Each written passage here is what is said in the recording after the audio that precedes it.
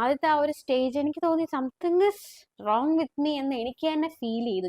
അപ്പൊ ഞാൻ മനോഹരനോട് പറഞ്ഞു, വീട്ടിൽ പറഞ്ഞു. അപ്പൊ അവരെല്ലാം വിചാരിച്ചത് ഞാൻ ബ്രേക്ക് എടുത്തല്ലോ, വർക്കിൽ നിന്ന് ബ്രേക്ക് എടുത്തു. അപ്പൊ എനിക്ക് ആ ഒരു ശൂന്യത കൊണ്ട് എനിക്ക് ഫീൽ ചെയ്യുന്നതാണെന്ന്. കാരണം നമ്മൾ 10 വർഷത്തോളം നമ്മൾ ആ ഒരു ലൈം ലൈറ്റിൽ നിന്നിട്ട് പെട്ടെന്ന് മാറി. പക്ഷെ ഇത് മാറിയതിനും റീസൺ എനിക്ക് ഏറ്റവും ഇഷ്ടം അഭിനയമാണ്. പക്ഷെ അതിൽ നിന്ന് ഞാൻ മാറി നിൽക്കാൻ എൻ്റെ മനസ്സ് തോന്നിച്ചത് എന്താണെന്ന് എനിക്ക് ഇപ്പോഴും അറിയില്ല.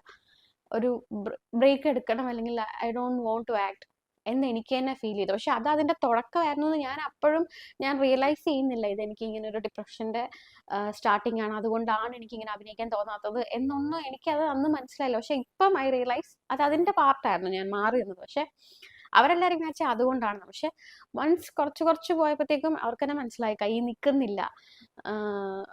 വല്ലാത്തൊരവസ്ഥ എന്ന് പറഞ്ഞാൽ എൻ്റെ ലൈഫിൽ ഏറ്റവും മോശപ്പെട്ട അവസ്ഥയിലൂടെയാണ് ഞാൻ പൊയ്ക്കൊണ്ടിരുന്നത്.